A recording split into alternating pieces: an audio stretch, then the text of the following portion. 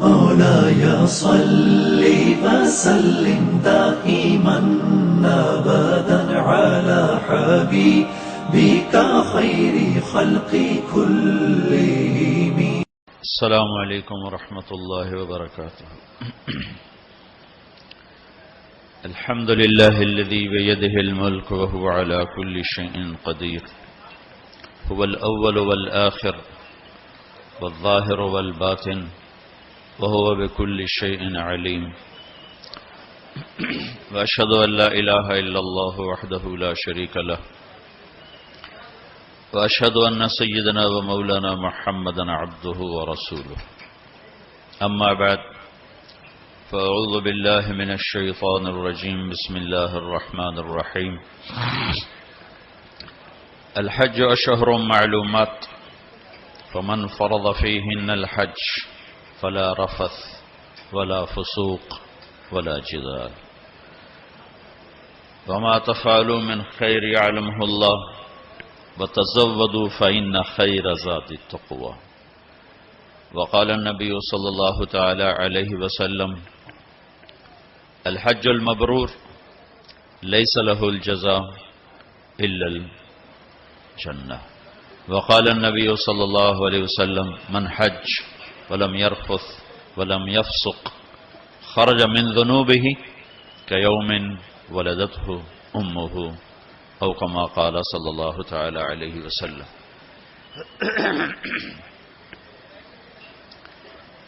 میرے بھائی اور بہنوں، اللہ تعالیٰ نے زندگی گزارنے کا ایک طریقہ ہمیں اپنے علم کامل سے عطا فرمایا ہے جس کا نام ہے اسلام. ان الدین عند اللہ الاسلام. کہ اللہ تعالیٰ نے یہ اب اعلان کیا ہے کہ اب صرف ایک ہی دین ہے جس پر چل کر کامیابی تک پہنچا جا سکتا ہے. اس کے علاوہ باقی جتنے راستے ہیں یا جتنے مذاہب ہیں اس کے بارے میں اللہ تعالیٰ فرما رہے ہیں وَمَن يَبْتَغِ غَيْرَ الْإِسْلَامِ دِينًا فَلَن يُقْبَلَ مِنْهُ وَهُوَ فِي الْآخِرَةِ مِنَ الْخَاسِرِينَ. اسلام کو چھوڑ کر جو کسی اور راستے پر چلے گا قبول نہیں ہوگا اور وہ آخرت میں ناکام ہو جائے گا.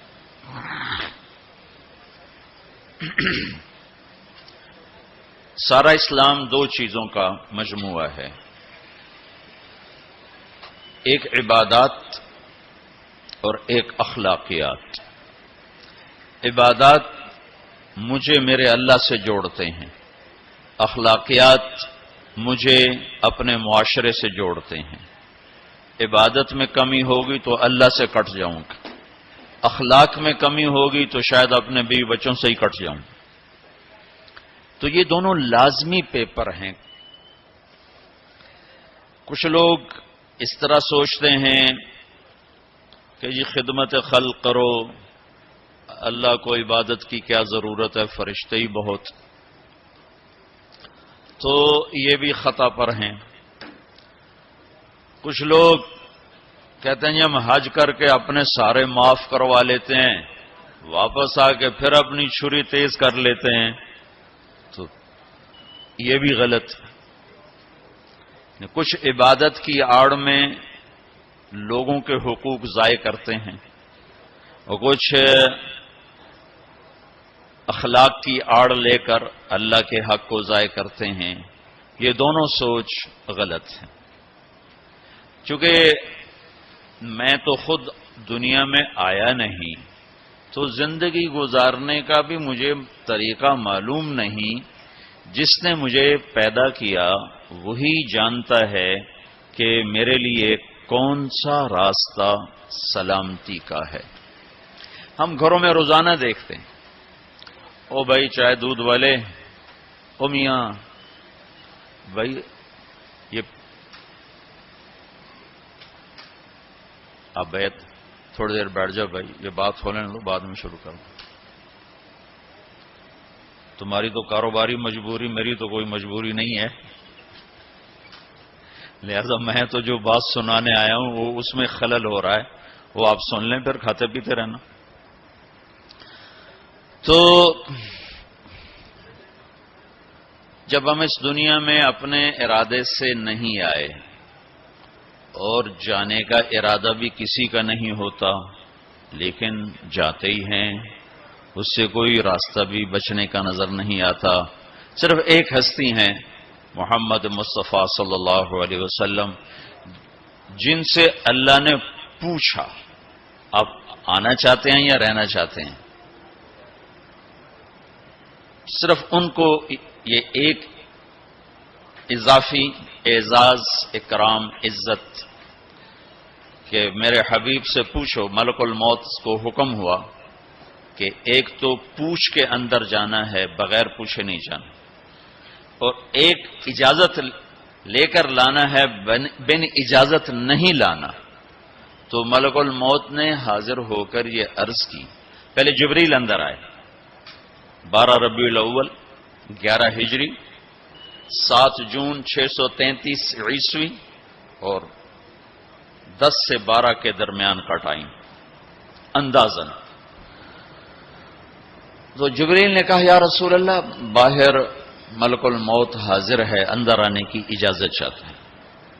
آپ نے کہا کوئی رکاوٹ نہیں، آ جائے۔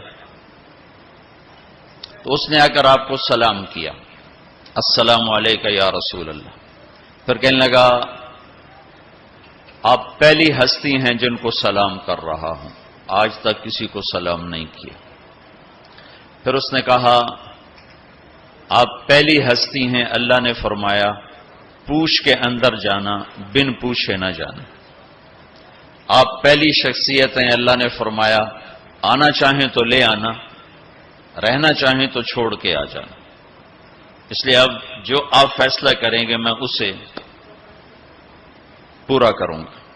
تو آپ نے فرمایا اگر میں کہہ دوں تو میری جان بھی نکالو گے؟ کہاں جی، آپ کی بھی نکالوں۔ تو اس پر آپ نے جبریل کو دیکھا آنکھوں سے، کیا کروں، جاؤں کہ رہ جاؤں؟ تو اس پر جبریل نے عرض کی یا رسول اللہ، اللہ آپ کی ملاقات کے شوق میں ہے، آگے آپ کی مرضی ہے۔ تو اس پر آپ نے کہا کہ پہلے واپس جا کر اوپر جاؤ، اللہ سے پوچھ کے آؤ، میرے بعد میری امت کے ساتھ کیا کرے گا، میں پھر جواب دوں گا کہ میں جاؤں یا رہوں۔ یہ سوال اگر میرے نبی نہ اٹھاتے تو شاید آج ہم انسانی شکل میں موجود نہ ہوتے، کچھ ایسے ہی باندر بلے ہی پھر رہے ہوتے۔ جو کچھ اس امت نے کر دیا ہے پہلی امتوں سے بہت آگے کا کر دیا ہے، بیچ میں یہ رکاوٹ آ جاتی۔ تو اللہ تعالیٰ کی طرف سے پیغام آیا کہ ہم آپ کی امت کو آپ کے بعد تنہا نہیں چھوڑیں گے۔ جس پر آپ نے کہا الآن قرۃ عینی، اب میری آنکھیں ٹھنڈی ہیں، اللہم الرفیق الاعلی، اب مجھے اپنے پاس بلا لے۔ تو یہ تو صرف ایک ہستی تھی، چھوڑا ان کو بھی نہیں، چھوڑا نہیں، پوچھا آپ ٹھہرنا چاہتے ہیں، جب تک چاہیں رہیں، لیکن یہ موت والی گلی سے گزرنا آپ کے لیے بھی طے ہے، اس سے صرف آپ کا رب پاک ہے اور کوئی نہیں۔ اب ہم جانا بھی نہیں چاہتے لیکن جا رہے ہیں، زندگی آہستہ آہستہ سرک رہی ہے اور قبر کی طرف ہر پل ہمیں دھکیل رہا ہے، دھکیل رہا ہے، دھکیل رہا ہے۔ تو ہم دو مجبوریوں میں ہیں، آنے کی بھی، جانے کی بھی۔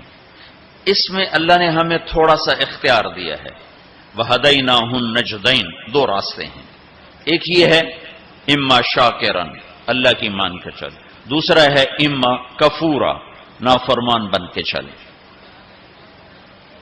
فَمَنْ شَاءَ فَلْيُؤْمِنْ وَمَنْ شَاءَ فَلْيَكْفُرْ، جی چاہو تو اللہ کی مان لو، جی چاہو تو شیطان کی مان لو۔ یہاں کچھ نہیں کہے گا، یہ جزا سزا کی جگہ نہیں، یہ امتحان کی جگہ ہے۔ لہذا بازار میں جھوٹ بول کے بھی کمائی ہو رہی ہے، سچ بول کے بھی کمائی ہو رہی ہے، ڈاکہ ڈال کے بھی پیسہ بنا رہے ہیں، مزدوری کر کے بھی پیسہ بنا رہے ہیں، نمازیں چھوڑ کے بھی دن گزر رہا ہے، نمازیں پڑھ کے بھی دن گزر رہا ہے، سود کھا کے بھی دن گزر رہا ہے اور چٹنی روٹی کھا کے بھی دن گزر رہا ہے، یہاں کچھ نہیں، یہ تو اللہ خالی دیکھ رہا ہے۔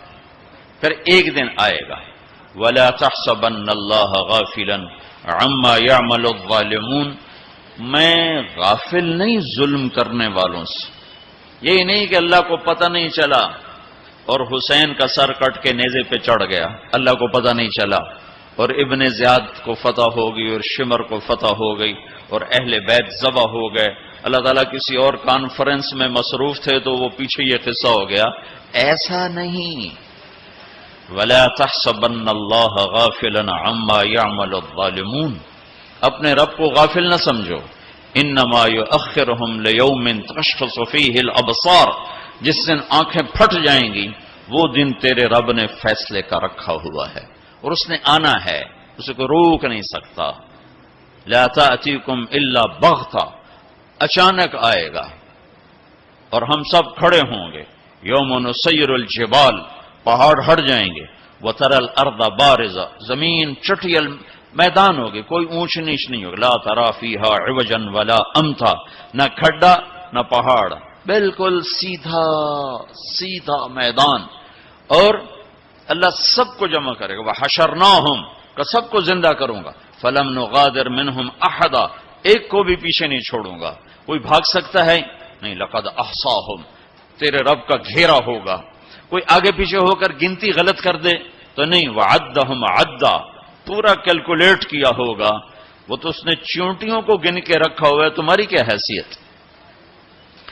تو اب دو مجبوریوں میں اللہ تعالیٰ نے ہمیں اختیار دیا ہے، اچھائی اور برائی، دین پہ چلو چھوڑ دو، تو وہ دین جو میرے رب نے مجھے دیا ہے اس میں دو حصے ہیں، ایک عبادت اور ایک اخلاق۔ پھر عبادت کے نیچے بہت سی چیزیں ہیں اور اخلاق کے نیچے عبادت سے بھی بے شمار چیزیں ہیں۔ عبادت کا جو چیپٹر ہے وہ مختصر ہے، اخلاق کا چیپٹر بہت لمبا چوڑا ہے، بہت پھیلا ہوا ہے۔ تو عبادت ہماری بنیاد ہے جس میں لا الہ الا اللہ، اس نے میرے نبی نے فرمایا بنی الاسلام علی خمس، اسلام کی بنیاد 5 چیزیں ہیں، شہادت لا الہ الا اللہ محمد رسول اللہ، لا الہ الا اللہ محمد رسول اللہ کی گواہی، و اقام الصلاۃ، نماز، و ایتاء الزکاۃ، زکات، و صوم رمضان، رمضان کے روزے، و حج البیت من استطاع الیہ سبیلا، اور حج۔ یہ 5 میں سے ایک اندر کا ایمان ہے جو نظر آنے والی چیز نہیں ہے، اور 4 نظر آنے والے کام ہیں، نماز ہے، زکوٰۃ ہے، روزہ ہے اور حج ہے۔ یہ 4 کسی نہ کسی طرح اس کی نشانی، افطاری ہو رہی، سحری ہو رہی، پتہ چلا کہ روزہ رکھا جا رہا ہے، نماز پڑھ رہے ہیں، پتہ چلا ہے نماز پڑھی جا رہی، زکوٰۃ دے رہے ہیں تو دینے والے کو پتہ چل رہا ہے، لینے والے کو پتہ چل رہا ہے کہ کچھ لیا دیا جا رہا ہے، اور حج تو کھلا عمل ہے، لاکھوں انسانوں کے ساتھ مل کے کیا جاتا ہے۔ یہ 5 چیزیں اللہ نے ہماری بنیاد بنائی ہیں، جس میں لا الہ الا اللہ بنیاد کی بھی بنیاد ہے۔ لا الہ الا اللہ اندر کی چیز ہے، محمد رسول اللہ باہر کی چیز ہے۔ لا الہ الا اللہ ہم دکھا نہیں سکتے، محمد رسول اللہ ہم چھپا نہیں سکتے۔ لا الہ الا اللہ بتانا پڑتا ہے، محمد رسول اللہ چھپانا بھی چاہیں تو نہیں چھپا سکتے۔ لا الہ الا اللہ کے لیے کوئی دلیل دینی پڑے گی، میں صرف ایک اللہ کو مانتا ہوں، کیا دلیل ہے؟ نماز پڑھتا ہوں، روزہ رکھتا ہوں، مخلوق سے آگے ہاتھ نہیں پھیلاتا ہوں، پتھر کو سجدہ نہیں کرتا ہوں، بہت سارے دلائل دینے پڑیں۔ لیکن محمد رسول اللہ تو ایسے سامنے آتا ہے جیسے سورج سامنے آتا ہے تو کوئی دلیل باقی نہیں رہ جاتی کہ جی کیا دلیل ہے کہ سورج ہے کہ پاگل دیکھ کھڑا ہوا ہے، یہ نظر آ رہا ہے، اس یہی سورج کا آنا اس کی دلیل ہے۔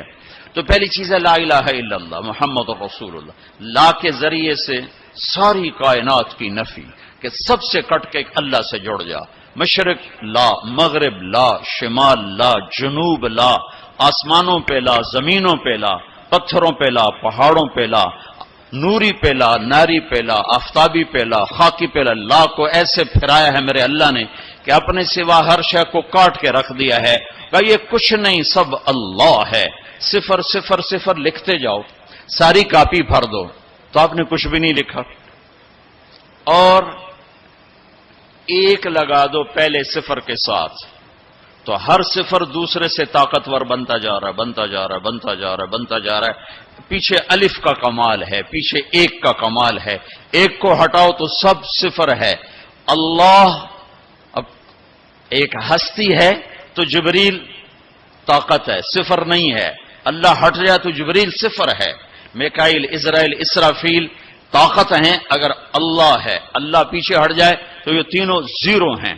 جنت خوبصورت نعمتوں کا ٹھکانہ ہے، اس کے پیچھے ایک ہے، اللہ پیچھے ہٹ جائے تو جنت بھی زیرو ہے، اللہ پیچھے ہٹ جائے تو جہنم بھی زیرو ہے، اللہ پیچھے ہٹ جائے تو زمین آسمان کچھ نہیں ہے۔ لا کے ذریعے سے ہر چیز کو توڑ کر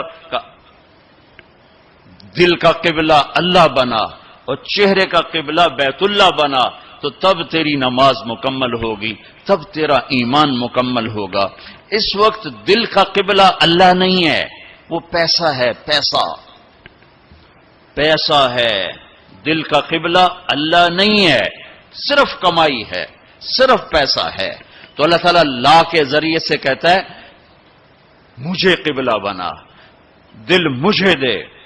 ابن آدم، اے آدم کی اولاد، انی لک محب فبحقی علیک کلی محبہ، میرے بندے میں تم سے پیار کرتا ہوں، تجھے میرے حق کی قسم تو بھی مجھ سے پیار کرنا سیکھ۔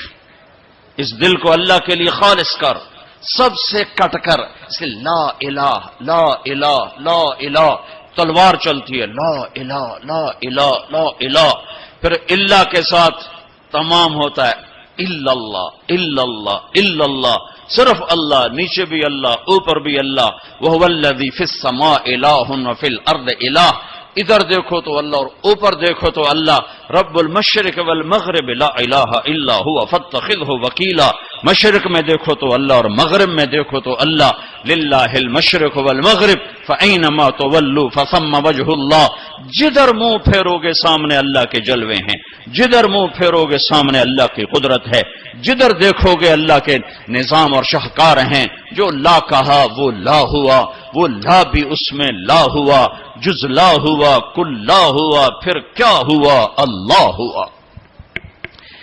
یہ حج سے پہلے سیکھنے کی چیز ہے۔ حج کر کے زندگی کیوں نہیں بدل رہی؟ وہ بغیر سیکھے جا کے بیٹھ جاتے، پہلی جماعت کے بچے کو ایم اے کا پرچہ پکڑا دو، لو جی حل کرو۔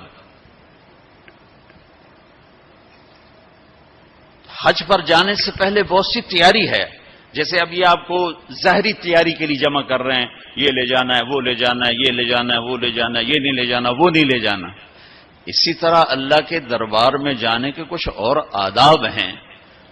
دربار شاہی میں جانا ہو تو اس کے آداب ہیں، وہ لا الہ الا اللہ سے شروع ہو رہے ہیں۔ لا الہ الا اللہ یہ اللہ کو دل میں اتارنے والا، محمد الرسول اللہ یہ اس وجود میں ڈھلنے کی محنت۔ میں کہا کرتا ہوں لا الہ الا اللہ پاسپورٹ ہے اور محمد الرسول اللہ ویزا ہے۔ لا الہ الا اللہ کے بغیر سفر نہیں ہو سکتا، محمد الرسول اللہ کے بغیر انٹری نہیں ہو سکتی۔ ابھی میں 10-12 ملکوں کا سفر کر کے آ رہا ہوں، ہر جگہ پاسپورٹ یہ جی، ویزا یہ جی، جاؤ جی، پاسپورٹ دکھاؤ حاضر، ویزا بھی دکھاؤ یہ جی، اچھا جی جاؤ جی۔ تو لا الہ الا اللہ، اللہ نے آپ کو پاسپورٹ بنانے کی تکلیف نہیں دی، بنا کے دے دیا۔ ان سے پوچھو جو نئے مسلمان ہوتے ہیں۔ ایک دفعہ ہماری جماعت سوات میں تھی تو ایک نوجوان اسٹریٹ لائٹ کے نیچے پڑ رہا تھا، تو ہمارے ایک ساتھی نے، پتہ تو لگتا نہیں شیو کیا ہوا ہے، مسلمان ہے، ہندو ہے، کون ہے، کیا پتہ چلتا، تو اس نے اس کو دعوت دینی شروع کر دی۔ وہ سنتا رہا، پھر کہنے لگا، وہ ذرا ادھیڑ عمر تھے، کہا بابا جی آپ خوش قسمت ہیں، آپ مسلمان ہیں، مجھے پتہ ہے ہندو مذہب کوئی مذہب نہیں، پتھر کی پوجا ہے، لیکن اگر میں کلمہ پڑھتا ہوں تو مجھے 70 رشتے توڑنے پڑتے ہیں، اور آگے کوئی ایک مسلمان نہیں جو مجھے قبول کرے۔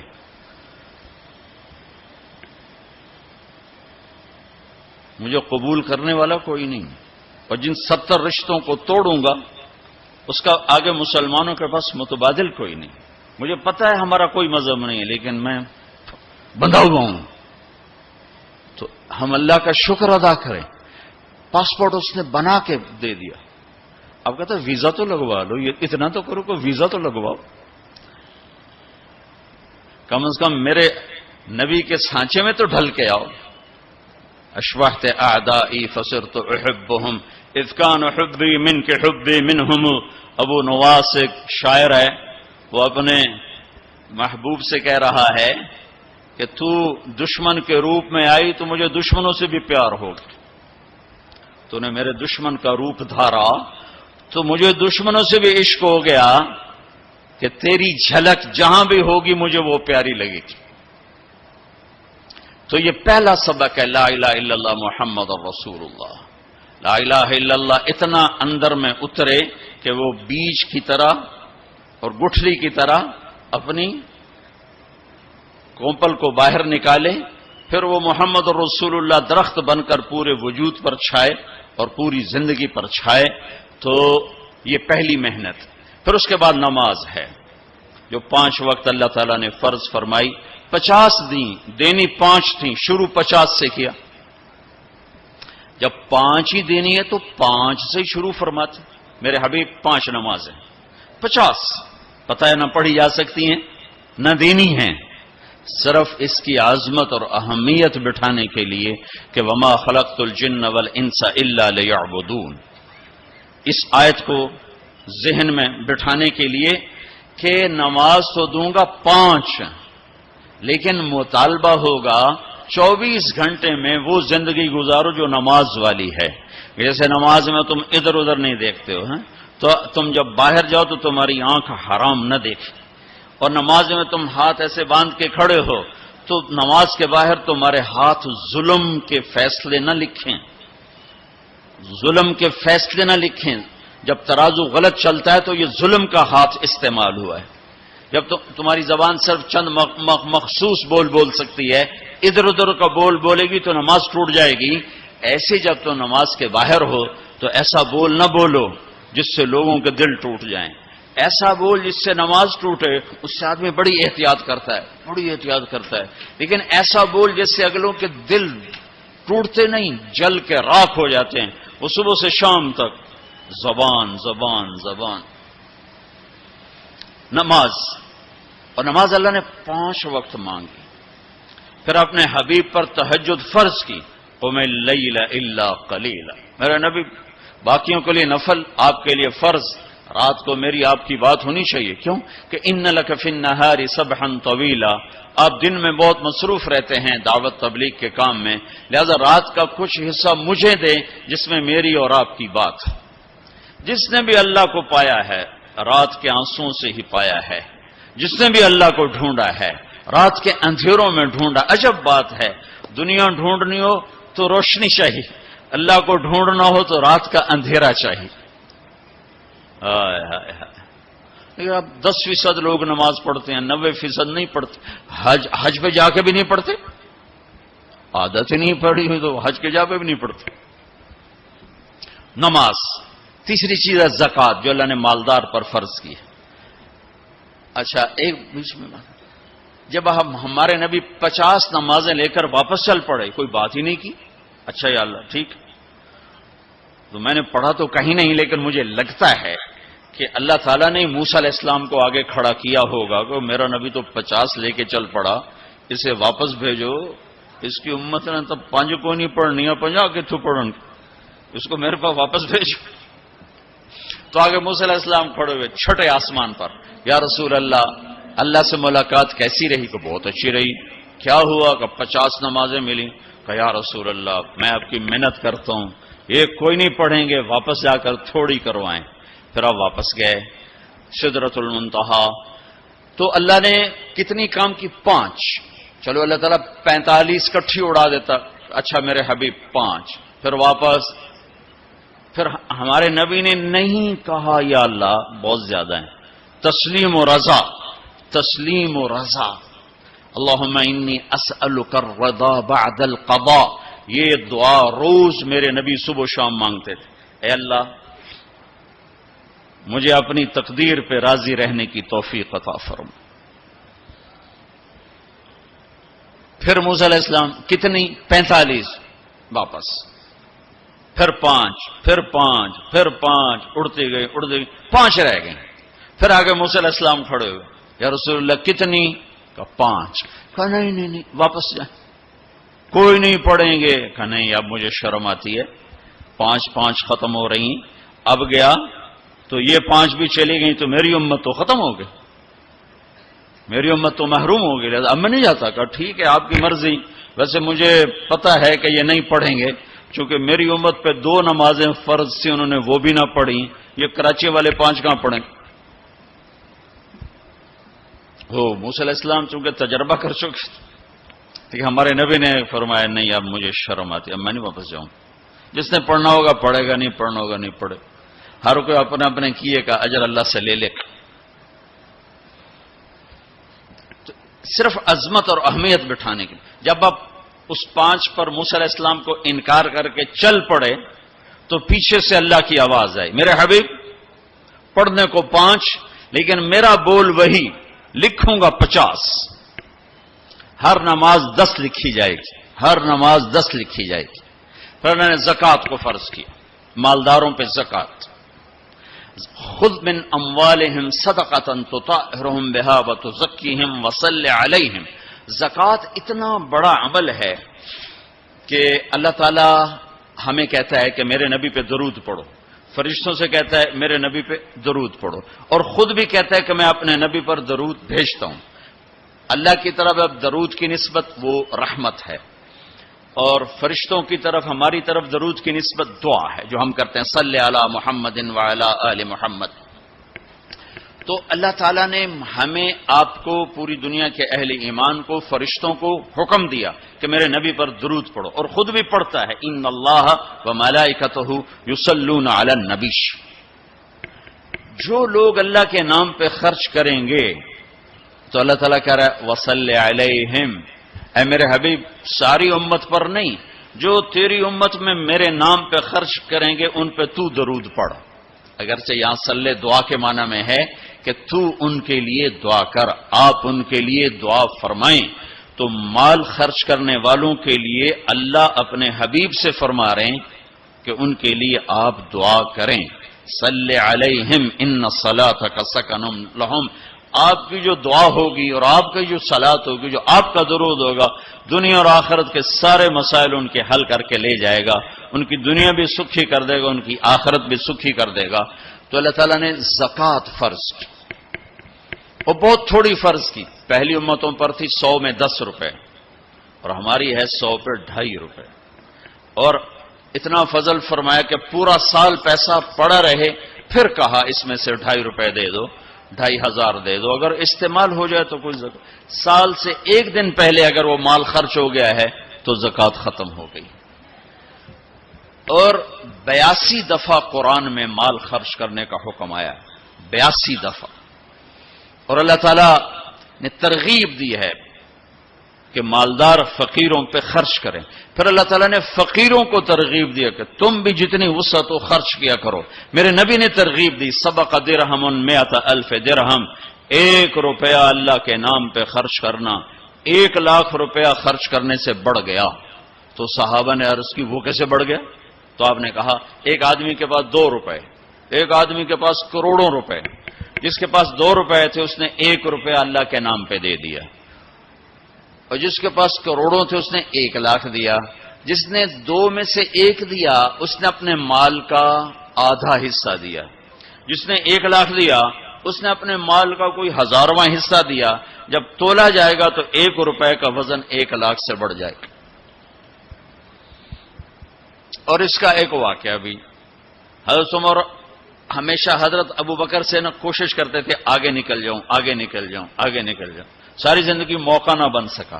تبوک کا موقع آیا تو اللہ کے نبی نے کہا مال خرچ کرو۔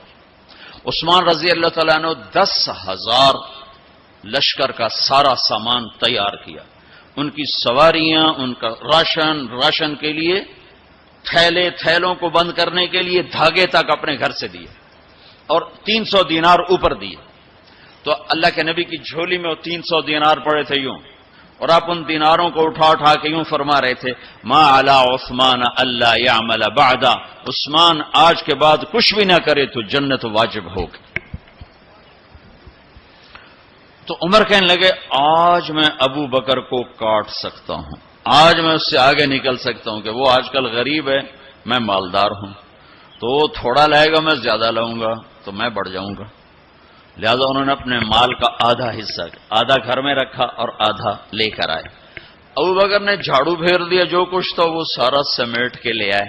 جب دونوں پراپرٹی سامنے رکھی گئیں تو حضرت عمر کی بہت زیادہ نظر آ رہی، ابو بکر کی بہت تھوڑی نظر آ رہی، لہذا حضرت عمر بڑے اطمینان میں کھڑے کہ آج جیت خطاب کے بیٹے کی ہے۔ میں قربان جاؤں، اللہ رسول تو جانتے ہیں کہ کون کیا کر کے آیا ہے، تو میرے نبی نے سوال ہی بدل دیا جو اس موقع کا سوال ہی نہیں۔ کوئی آدمی مسجد میں چندہ دینے جائے، مدرسے میں چندہ دینے جائے، کہا جی مول صاحب یہ 1 لاکھ روپیہ ہے مدرسے کے لیے، مسجد کے لیے، آگے مولوی صاحب کہیں پیچھے کتنے پڑے ہوئے ہیں، تو کہے گا یہ بھی واپس کرو، میں تو تھوڑی نیت ہے جو کوئی چکر لگتا ہے کہ تسی ٹھیکیدار ہو، مگر علی شاید ابھی پیچھے کتنے پے، یہ موقع کا سوال ہے ہی نہیں۔ مولوی صاحب کو چاہیے جی جزاک اللہ، یہ لیجئے رسید، بسم اللہ، پھر بھی موقع آئے تو دیتے رہیں۔ تو میرے نبی نے پوچھنا یہ تھا ابو بکر کتنا لائے ہو، عمر کتنا لائے ہو، اور یہی اس موقع کا سوال ہے۔ لیکن اللہ رسول جانتے ہیں کہ کس کے مال میں وزن زیادہ ہے، تو میرے نبی نے سوال بدل دیا، فرمایا عمر ما خلفت، واہ واہ، عمر پیچھے کیا چھوڑ کے آئے ہو؟ تو حضرت عمر تو وہیں دھڑم ہو گیا گا، با میں گیا، سوال سے ہی وہ پتہ چل گا، با میری کلی اڑ گئی وکٹ۔ عمر ما خلفت یا ما ترکت لأہلک، یہ دونوں الفاظ ہیں، پیچھے گھر والوں کے لیے کیا چھوڑا؟ تو پہلے حضرت عمر بڑے جوش میں کھڑے تھے، پھر ایک دم ڈھیلے ہو گئے، کہنے با جی آدھا چھوڑا ہے آدھا لایا ہوں۔ پھر آپ نے کہا ابا بکر ما خلفت یا ما ترکت لأہلک، ابو بکر تو پیچھے چھوڑ کے کیا آیا، بچوں کے لیے کیا چھوڑ کے آیا؟ تو انہوں نے کہا ترکت اللہ ورسول، میں تو اللہ اس کے رسول کو چھوڑ کے آیا ہوں، باقی سب کچھ لے آیا۔ تو اس پر عمر کہنے لگے ابو بکر میں نہیں تجھ سے آگے بڑھ سکتا، کوئی بھی تجھ سے آگے نہیں بڑھ سکتا۔ اور اگلی سنو،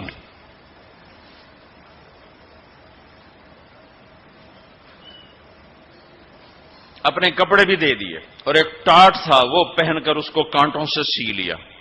تو جبریل آئے، کہنے لگے یا رسول اللہ، اللہ تعالیٰ پوچھ رہے ہیں کہ ابو بکر نے یہ ٹاٹ کیوں پہنا ہوا ہے؟ تو آپ نے کہا کہ ابو بکر نے سارا کچھ اللہ اس کے رسول پہ لگا دیا ہے اس لیے یہ پہنا ہوا ہے۔ تو کہا یا رسول اللہ،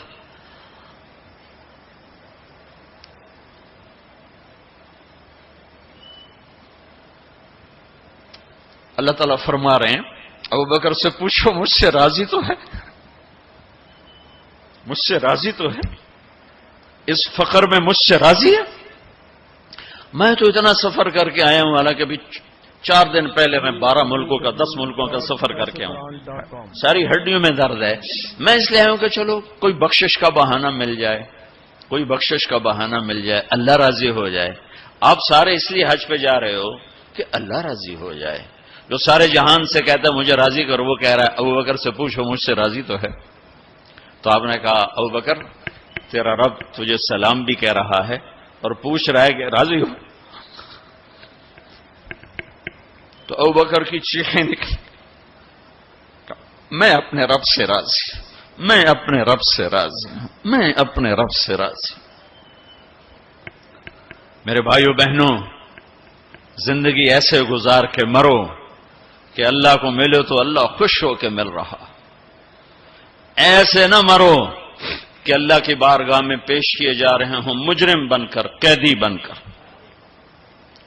تو اللہ اس کے رسول نے مال لگانے پر زور دیا، اللہ چاہتا تو سب کو مال دے دیتا، کسی کو فقیر کسی کو مالدار، مالدار کا شکر کا امتحان لیا، فقیر کے صبر کا امتحان لیا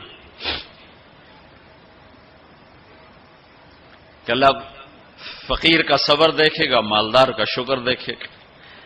اور جب مالدار لوگ زکوٰۃ نہیں دیتے تو پھر عزتیں نیلام ہوتی ہیں۔ جب سب کچھ اپنے اوپر لگانے کا ذوق بن جاتا ہے اور اپنے ہی بڑے بڑے زیور، کپڑے، گھر، گاڑیاں۔ یہ بھی لاہور کا واقعہ ہے کہ بیگم صاحب ڈرائیور کے ساتھ گئی ہیں اور واپسی پہ کہہ رہی ہیں اسلم ڈرائیور، آج میری بڑی اچھی قسمت، وہ ساڑی میں نے لی تو میں سمجھ رہی تھی 1 لاکھ کی ہے، وہ تو مجھے 75,000 میں مل گئی، بڑی سستی مل گئی۔ خوش ہو کے ڈرائیور کو بتا رہی۔ تیسرے دن ڈرائیور کے بیٹے کا بازو ٹوٹ گیا، وہ آ کر کہتا ہے صاحب جی میری تنخواہ میں تو اس کا علاج ہو نہیں سکتا، تو مہربانی کر کے کچھ میری مدد کر دیں، اس کا علاج ہو جائے۔ تو صاحب کہتے ہیں اسلم تمہیں پتا تو آج کل کاروبار بڑا مندہ ہے، تو میرے پاس تو گنجائش نہیں، میرا ایک ڈاکٹر دوست ہے میں اسے فون کر دیتا ہوں، وہ تمہاری مدد کر دے گا۔ جب اس طرح ہوتا ہے تو پھر ڈاکے، چوریاں، قتل و غارت شروع ہوتے ہیں۔ جب اس طرح ہوتا ہے تو مالداروں میں تکبر پیدا ہوتا ہے اور غریبوں میں ظلم پیدا ہوتا ہے۔ تو زکوٰۃ ایک بہت بڑا عمل ہے، 2.5% تو فرض ہے، اور زکوٰۃ دینے والا سخی نہیں اللہ کی بارگاہ میں، ہاں بخیل بھی نہیں، سخی بھی نہیں ہے، بخیل بھی نہیں، یعنی وہ بخل کے ملک سے نکل آیا ہے اور سخاوت کے ملک میں انٹری نہیں ہوئی۔ 2.5 روپے پہ 1 پیسہ بھی اوپر خرچ کرے گا تو اب سخیوں میں آ گیا، پھر جتنا بڑھتا جائے گا اتنا آگے بڑھتا جائے گا۔ اور اللہ نے فرمایا مجھے میری عزت کی قسم جنت الفردوس میں بخیل داخل نہیں ہو سکتا۔ اور اللہ شیطان کہتا ہے کہ مجھے عبادت گزار بخیل سے کبھی ڈر نہیں لگا کہ اس کا بخل اسے ضرور جہنم میں پھینکے گا۔ نافرمان سخی سے ہر وقت ڈرتا رہتا ہوں کہ اس کی سخاوت کب اسے جنت میں پہنچاتی۔ آپ نے سامری کا نام تو سنا ہوا ہے، قرآن میں بھی ہے، جس نے موسیٰ علیہ السلام کی قوم کو گائے کے بچے کی پوجا پہ لگا دیا، بچڑے کی۔ اللہ نے کہا سب کو قتل کرو، سارے پکڑے گئے، قتل کیے گئے، سامری بھی آ گیا۔ موسیٰ علیہ السلام نے کہا قتل کرو، جبریل آ گیا۔ موسیٰ، اللہ تعالیٰ کہہ رہے ہیں اسے قتل نہ کرو، یہ اپنی موت آپ مرے گا۔ تو موسیٰ علیہ السلام کہنے لگے جو سارے کفر کا سبب بنا اسی کو چھوڑ رہے ہیں؟ تو اللہ تعالیٰ نے کہا سخی ہے، سخی کو قتل کرنا مجھے اچھا نہیں لگتا، چھوڑ دو، اپنی موت آپ مر جائے گا۔ کافر کو سخاوت قتل سے بچا گئی۔ جب ایمان والا کوئی مرد عورت سخی ہوگا تو اللہ کی بارگاہ میں کیسے اونچے مرتبے لے کر جائے۔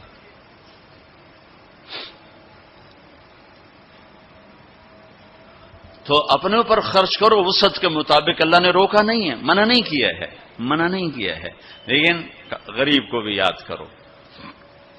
زکوٰۃ کو فرض قرار دیا اور آپ نے فرمایا جس نے مزدور سے کام لیا اور اس کو مزدوری نہ دی، یہ تمہارے کراچی میں ہر وقت ہو رہا ہے، ہر جگہ ہو رہا ہے، جتنا بڑا کوئی طاقتور ہے اتنا وہ اپنے نوکروں پر ظالم بھی ہے، جابر بھی ہے، اور ان کے حقوق بھی مارتا ہے، چونکہ فریاد ہی نہیں کر سکتا۔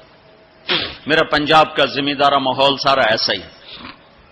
تو آپ نے فرمایا جس نے مزدور سے کام لیا اور اسے موقع پہ تنخواہ نہ دی اور اس کے پیسے مار لیے تو اس مزدور کا قیامت کے دن میں وکیل بنوں گا، میں اس کا کیس لڑوں گا، اور جس کا کیس میرے نبی نے لے لیا پھر اگلا کوئی بچ کے جا سکتا ہے کہیں؟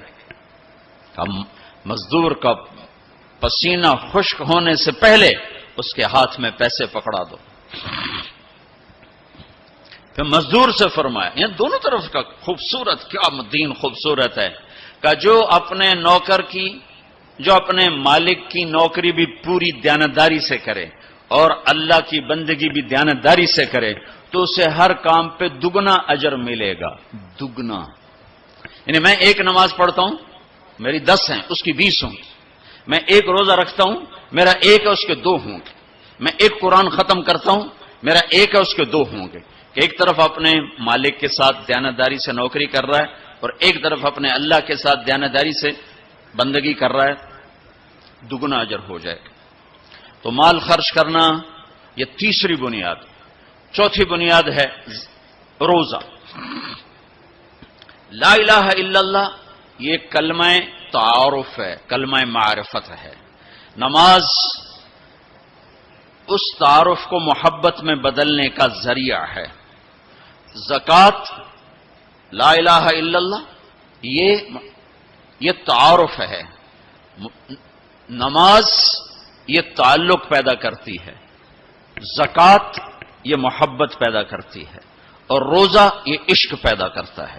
یہ یوں ترتیب چل رہی ہے. ایسے ایک دم حج پہ ہم چڑھ جاتے ہیں نا، یہ پچھلی سیڑھیاں طے نہیں کرتے، جیسے جاتے ہیں ویسے ہی واپس آ جاتے. تو لا الہ الا اللہ محمد رسول اللہ یہ تعارف کا کلمہ ہے. تعارف ہو رہا ہے، پہچان ہو رہی. جیسے میرا باپ کا ایک تعارف ہو رہا ہے، چہروں سے ہم پہچان رہے ہیں ایک دوسرے کو، کسی کو ہم نام سے پہچانیں گے، پھر ملتے رہیں گے تو تعلق بن جائے گا، ایک دوسرے پر خرچ کریں گے تو وہ محبت بن جائے گی. تو لا الہ الا اللہ محمد رسول اللہ یہ کلمہ معرفت ہے، پہچان.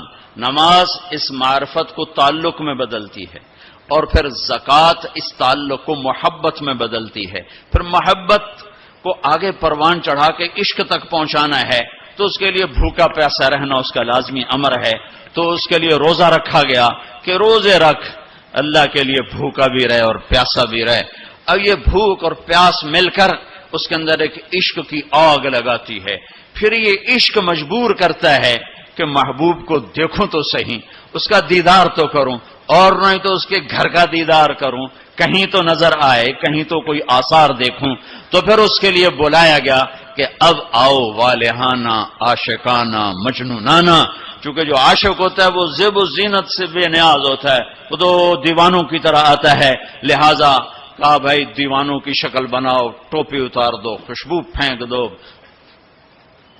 کنگھی پھینک دو، کفن پہن لو، جوتا بھی ایسا ہو کہ صرف تمہیں گرمی سے بچائے، سردی سے بچائے، اور آؤ میرے گھر کی طرف. کراچی میں کہا تضرعا و خفیہ، مجھے یاد کرنا تو آہستہ آہستہ، شور نہ مچایا کرو. اور جب بیت اللہ میں بلایا تو کہا عجب ثج، شور مچاتے ہوئے آؤ. کہ دیوانے شور مچاتے ہوئے پہچانے جاتے کہ دیوانہ ہے، بڑا سنجیدہ ہوتا، بڑا عقل مند ہے. کہ نہیں، وہاں عاشق بن کے جانا ہے. عاشق ہوں میں عشق کماں میں، یہ میری زبان کی شاعری ہے، تمہیں مزہ آئے نہ آئے مجھے مزہ لینے دو. عاشق ہوں میں عشق کماں میں، دل رکھیں وانگ پہاڑاں ہو، سہ سہ بدیاں ہزار غلام ہیں، کر جانے باغ بہاراں ہو. منصور جے چک سولی دیتے، جڑے واقف کل اسراراں ہو. سجدیں سر چائیں نہ باہو، توڑے کافر کہن ہزاراں ہو. عاشق سوئی حقیقی جیڑا، قتل معشوق دے مننے. سر نو جوڑے تے مکھ نہ موڑے، ہمیں 100 تلواراں کھنے. سچا عشق حسین علی دباہو، سر دتے تے روز نہ بھنے. یہ حج ہے، یہ حج ہے. اب الحب ان یخفا وقد کم کتمتہ فاصبح عندی قد اناخ وطنبا. یہ ایک لڑکی بیت اللہ کا طواف کر رہی تھی اور یہ شعر پڑھ رہی تھی. اذا شد شوقی ہام قلبی بذکرہ ان رمت قربا من حبیبی تقربا. اور جنید بغدادی طواف کر رہے اور ان کے کانوں میں شعر پڑے. اور شعروں کا ظاہر بڑا جب ہے کہ میں نے تو محبت کو بہت جھٹکے دیے، بہت اپنے آپ کو بچایا، پر عشق نے میرے دل میں ڈیرے ڈال دیے اور خیمے گاڑ دیے، تنابیں کس دیں، مجھے کہیں کا نہ چھوڑا، مجھے کسی کا نہ چھوڑا، میں ایک ہی کی ہو کے رہ گئی. جب اس کا خیال آتا ہے تو میں پاگل ہو جاتی ہوں، جب وہ نظر آتا ہے تو میں ہوش میں آتی ہوں. تو وہ جنید بغدادی کہنے لگے وہ لڑکی بیت اللہ میں کیا کہہ رہی. تو اس نے دیکھا اور ہنس پڑی. لولا التقى لم اهجر عن طيب الوطن. کیا سمجھے ہو، میری بات کو غلط سمجھے ہو، مجھے میرے رب کا عشق رات کے اندھیرے میں یہاں لایا، میں کسی اور کی بات نہیں کر رہی. پھر کہنے لگی تم کس کا طواف کر رہے ہو؟ تو جنید کہنے لگے بیت اللہ کا، تو وہ زور سے ہنس پڑی اور یوں آسمان کو دیکھا، کہنے لگی واہ میرے رب، تیرے بھی کیسے دیوانے بندے ہیں جو تجھے چھوڑ کے پتھروں کا طواف کرتے ہیں، جو تجھے چھوڑ کے پتھروں کا طواف کرتے ہیں۔ جنید فرماتے میں تو بے ہوش ہو کے گر گیا، جب ہوش آیا تو وہ بچی جا چکی تھی۔ تو لا الہ الا اللہ محمد رسول اللہ پہ محنت تعارف، نماز پہ محنت تعلق، مال کا خرچ کرنا محبت، روزے رکھنا عشق، اور حج پھر وصال ہے، ملاپ ہے، ملاقات ہے۔ دیکھو نا، کوئی عبادت کی شکل ہی نہیں ہے کہ ایک آدمی ننگے سر ہے، 2 چادریں پہنی ہوئی ہیں اور بیت اللہ میں چکر لگا رہا ہے۔ بھائی کیا کر رہے ہو، کیا کر رہے ہو؟ کہ اچھے کوٹھے تے چڑھ دیکھا، ابھا دیکھا لمحہ دیکھا، ڈٹھی دل کو دیواں ٹیکا، سجن مل سم کے مر پوساں۔ یہ طواف ہے کہ میں تو کبھی دائیں دیکھتی ہوں، کبھی بائیں دیکھتی ہوں، کبھی آگے کبھی پیچھے، کہیں میرا محبوب نظر آئے، نہ نظر آئے تو میں مر جاؤں گی، جان کی بازی ہار بیٹھوں گی۔ میں محبوب کی تلاش تیرے کوچے اس بہانے، مجھے دن سے رات کرنا، کبھی اس سے بات کرنا، کبھی اس سے بات کرنا۔ حج عشق ہے، وہ ہمیں حاصل نہیں ہوتا ہے، لہذا تھوڑی سی تکلیف آتی۔ عثمان جی پیسے اتنے لائے نہیں، تحقیق کیتا جے ساڑھے نہ، کیونکہ وہ تو کھانے پینے کا پروگرام ہے، کھابا پروگرام ہے، کیا بوفے مجھے یاد نہیں آ رہا، بوفے ٹھنڈا ملا ہے، اس کے تو تصور میں ہی نہیں ہے کہ میں کسے ڈھونڈنے آیا ہوں۔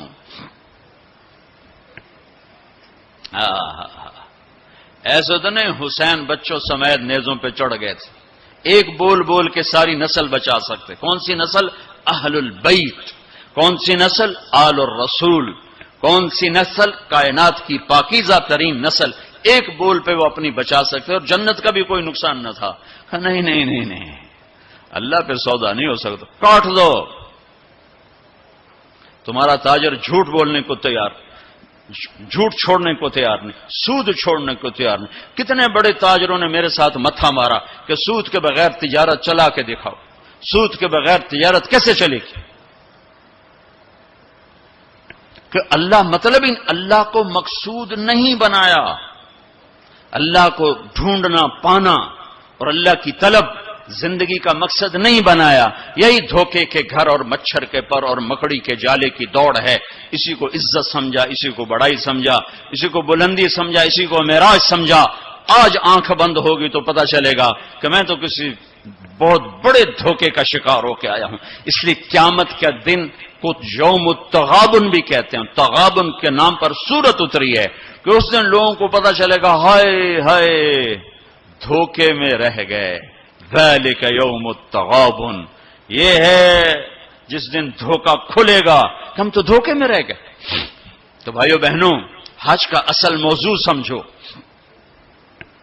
اللہ کو پانا اور اللہ کے لیے جینا اور اللہ کے لیے مرنا اور اللہ پہ مٹ جانا، یہ حج کا مغز ہے، یہ حج کی روح ہے۔ باقی اس کے اعمال ہیں، کچھ سفر کی ضرورتیں ہیں، کچھ وہاں رہنے کی ضرورتیں ہیں، کچھ حج کے جو شرعی اعمال ہیں کچھ ان کی ضرورتیں ہیں، لیکن جو حج کی روح ہے وہ ہے اللہ کو ڈھونڈنا، قبلہ بدلنا، قبلہ یہ دل اللہ کو دینا۔ ایک صحابہ نے پوچھا یا رسول اللہ مل اسلام، یا رسول اللہ اسلام کیا ہے؟ آپ نے کہا ان تسلم قلبک للہ، دل اللہ کو دے دے، یہ اسلام ہے، دل اللہ کو دے دے، یہ اسلام ہے۔ تو بھائیو بہنوں طے کر کے جاؤ کہ زندگی کو بدل کے واپس آنا۔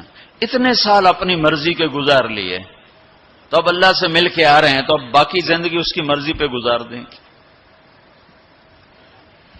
اتنا زمانہ اپنی مرضی پہ گزارا ہے، تو اب باقی جو وقت حج کے بعد گزرے گا وہ اللہ کی مرضی پہ گزاریں کہ جو اللہ کہے گا وہ کریں گے، جس سے روکے گا اس سے روکیں گے، جو وہ فرمائے گا اس پر لبیک کہیں گے، جس سے ہٹائے گا اس سے پیچھے ہٹتے چلے جائیں گے، تو ہمیں اس کی روح حاصل ہو گئی۔ یہ عبادات ہیں، اور عبادات میں یہ سب سے عالی شان اللہ نے عبادت بنائی ہے الحج۔ اور ایک اور میں نے غور کیا، اللہ تعالیٰ نے نماز فرض کی تو فرمایا کہ ان الصلاۃ علی المؤمنین کتابا موقوتا، نماز ایمان والوں پر فرض ہے، اس میں اللہ کا نام کوئی نہیں ہے۔ کتب علیکم الصیام کما کتب علی الذین من قبلکم، تم پہ روزے فرض ہیں، اللہ کا نام اس میں کوئی نہیں ہے۔ من شہد منکم الشہر فلیصم، رمضان کا چاند دیکھو تو روزہ رکھو، اس میں اللہ کا نام کوئی نہیں ہے۔ لیکن جب اللہ نے حج کو فرض کیا تو میں وہ آیات دوبارہ پڑھ، ان الصلاۃ کانت علی المؤمنین کتابا موقوتا، نماز فرض۔ کتب علیکم الصیام کما کتب علی الذین من قبلکم، روزہ فرض۔ اقیموا الصلاۃ وآتوا الزکاۃ وانفقوا، زکوٰۃ فرض۔ اور جب اللہ تعالیٰ حج فرض فرمانے لگے تو اس کو یوں پیش کرتے، کتب علیکم الحج، تم پہ حج فرض ہو گیا، یہ نہیں۔ وَلِلَّهِ عَلَى النَّاسِ حِجُّ الْبَيْتِ مَنِ اسْتَطَاعَ إِلَيْهِ سَبِيلًا وَمَنْ كَفَرَ فَإِنَّ اللَّهَ غَنِيٌّ عَنِ الْعَالَمِينَ، جس طرح اللہ نے حج کو پیش کیا ہے، کسی عمل کو ایسے پیش نہیں کیا۔ جس طرح اللہ پاک نے حج کو فرض بنا کے پیش کیا ہے، کسی فرض کو ایسے پیش نہیں کیا کہ نام ہی اپنا ہے، وَلِلَّهِ وَلِلَّهِ وَلِلَّهِ، اور یہ جو لام ہے، پہلے لام پھر اللہ تو بن گیا للہ، تو لام کے یہاں دو مطلب ہیں۔ للہ، بھائی حج کیوں کر رہے ہو؟ اللہ کے لیے کر رہا ہوں، اور کوئی حاجی تو نہیں کروانا، اللہ کے لیے کر رہا ہوں۔ وَلِلَّهِ، بھائی کدھر جا رہے ہو؟ احرام باندھا ہوا ہے، پتہ ہے حج پہ جا رہے ہیں، وہ بھی کہے گا حج پہ جا رہا ہوں، یا کہے گا عمرے پہ جا رہا ہوں، لیکن اللہ نے تاثر کیا دیا ہے لام کے ذریعے سے، وَلِلَّهِ، کہاں جا رہے ہو؟ کہا جی میں اللہ کی ملاقات پہ جا رہا ہوں، اللہ نے بلایا ہے تو میں ملاقات کے لیے جا رہا ہوں، وَلِلَّهِ۔ اتنی خوبصورت ابتدا ہے، اور پھر آگے حج فرض کرنا ہے ایمان والوں پر، اور ایمان والوں میں مالداروں پر، اور مالداروں میں صحت مند پر۔ تین شرطیں ہیں، ایمان بھی شرط ہے، مال بھی شرط ہے، صحت بھی شرط ہے۔ مال والا ہے، صحت کوئی نہیں، حج ساقط۔ ایمان والا ہے، مال کوئی نہیں، حج معاف۔ تو یہ تین، ایمان بھی ہو، مال بھی ہو، صحت بھی ہو، لیکن اللہ نے پیش کیسے کیا ہے؟ وَلِلَّهِ عَلَى النَّاسِ، عَلَى النَّاسِ میں کافر، مسلم، مشرک، مومن، سب، مالدار، غریب، فقیر، امیر، سب، بیمار، صحت مند، سورے، معذور، دوسرے، سارے، عَلَى النَّاسِ، عَلَى النَّاسِ۔ ہے کوئی میرے بندوں میں جو اپنے رب سے ملاقات چاہتا ہو؟ ہے کوئی جو اللہ کی ملاقات چاہتا ہو؟ انداز یہ ہے۔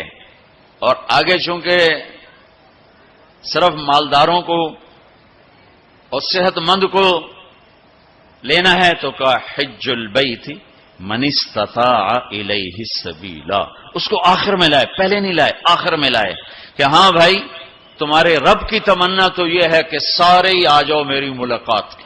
ایک واحد بادشاہ ہے جو فقیروں کا ہجوم دیکھ کے خوش ہوتا، جو سوالیوں کا ہجوم دیکھ کے خوش ہوتا ہے، باقی جتنے ہیں وہ سوالیوں کو دیکھ کے ڈانٹتے بھی ہیں، بھاگتے بھی ہیں، دروازے بھی بند کرتے۔ ایک اللہ ہے، عجب صفت ہے، مانگو تو خوش ہوتا ہے، نہ مانگو تو ناراض ہو جاتا ہے۔ مانگتے کیوں نہیں؟ سب سے آخری جنتی کو اللہ تعالیٰ بڑے مزے سے نکالے گا جنت، اسے ایک اعلیٰ درجہ دینا ہے جو اس کا سٹیٹس ہے، اس سب سے آخری جنت، تو اس کو اللہ تعالیٰ جہنم پر لائے گا، پیچھے کمر جلے گی، آگے جسم محفوظ۔ تو اس کے دل میں اللہ سوال پیدا کرے گا کہ یا اللہ کہ مجھے جہنم سے تھوڑا باہر نکال دے، تیری بڑی مہربانی. تو اللہ کہے گا اور کچھ پھر مانگو گے؟ کہنے بالکل نہیں مانگتا ہوں. تو اللہ اس کو جہنم سے باہر نکال دے. تو آگے تھوڑی سی جنت دکھا دے. اب آدمی کی حرص و حوث تو ختم ہو نہیں سکتی. تھوڑی دیر بعد کہے گا یا اللہ وہ چھوٹی سی جنت مجھے دے دے، تیری بڑی مہربانی. تو اللہ کہے گا پھر اور تو نہیں مانگے گا؟ کہنے بالکل تیری عزت کی قسم نہیں مانگتا ہوں. تو اللہ وہاں پہنچا دے. تھوڑی دیر کے بعد ایک اور اس کو درجہ دکھا دے. جب ادھر دیکھے گا پہلے آدمی پیدل اور کہتے اللہ سائیکل ہی دے دے. جب سائیکل آ جاتا ہے پھر کہتا ہے اللہ موٹر سائیکل دے دے. جب موٹر سائیکل آ جاتا ہے پھر کہتا ہے اللہ گڈی دے دے چاہے سزوکی کیوں نہ ہوئے. جب سزوکی آ جاتی پھر یا اللہ ٹوٹا ہی دے دے. تو آدمی کا حرص آگے آگے جاتا ہے. تو تھوڑی دیر تک تو دیکھتا رہے گا پھر چپ رہے. پھر کہے گا جی اللہ یہ مجھے درجہ دے دے، تیری بڑی مہربانی. تو اللہ فرمائیں گے پھر آگے تو نہیں مانگو گے؟ نہیں تیری عزت کی قسم آگے نہیں مانگتا. تو اللہ وہاں پہنچا دے گا. پھر اس کا اصلی مقام اس کو ظاہر کرے گا جہاں اس نے جانا ہے. وہ آخری جنتی، میرے نبی نے فرمایا میں آنکھوں سے دیکھ رہا ہوں جہنم سے نکل رہا ہے اور جنت میں جا رہا ہے. اس کا نام ہوگا جوہینہ. میرے نبی نے بتایا اس کا قبیلہ ہوگا جوہینہ، عرب قبیلہ ہے، عرب. اور جب وہ اس کو وہ آخری جنتی اس کو اس دنیا سے 10 گنا بڑی جنت اللہ تعالیٰ فرمائے گا، اس زمین سے 10 گنا بڑی. تو اللہ یوں دکھائے گا. تو اب وہ اس کو دیکھے گا تو اب جو نظر آ رہا ہے وہ حقیر ہو جائے گا.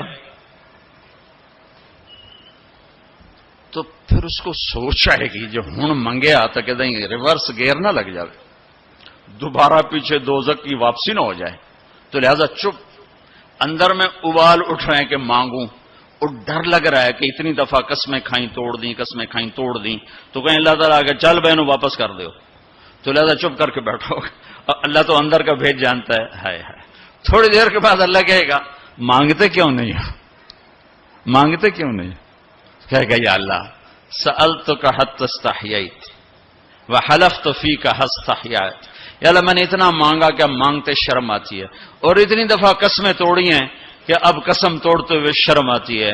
تو اللہ تعالیٰ فرمائیں گے واہ واہ تو نے مجھے لگتا ہے سمجھائی نہیں. اچھا اگر میں تمہیں دنیا سے 10 گنا بڑی جنت دے دوں تو راضی ہے؟ تو کہے گا یا اللہ رب ہو کے مذاق تو نہ کر میرے ساتھ. تو اللہ تعالیٰ فرمائے کہ مذاق نہیں کر رہا ہوں، چل تیرے لیے دروازے کھل گئے ہیں. تو اللہ واحد شہنشاہ ہے. مانگو تو خوش ہوتا، نہ مانگو تو ناراض ہوتا ہے، اور جتنا مانگو اتنا خوش ہوتا. بعض لوگ اشکال کرتے ہیں کہ یہ اتنے نیک آدمی ہیں، یہ دعائیں مانگ مانگ کے تھک گئے، ان کی قبول ہی نہیں ہو رہی. اور یہ فلاں آدمی ایسا ہے کہ وہ ایک کام سیدھا نہیں دعا کرتا ہے قبول ہو جاتی. تو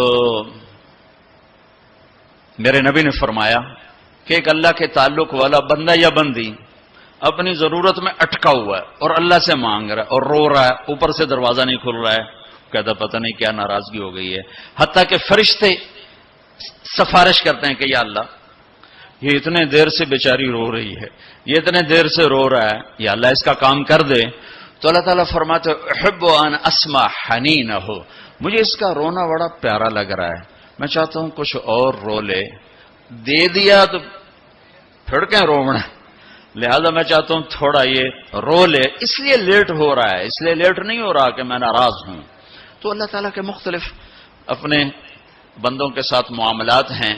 تو حج میرے بھائیو بہن وَلِلَّهِ عَلَى النَّاسِ حِجُّ الْبَيْتِ مَنِ اسْتَطَاعَ إِلَيْهِ سَبِيلًا.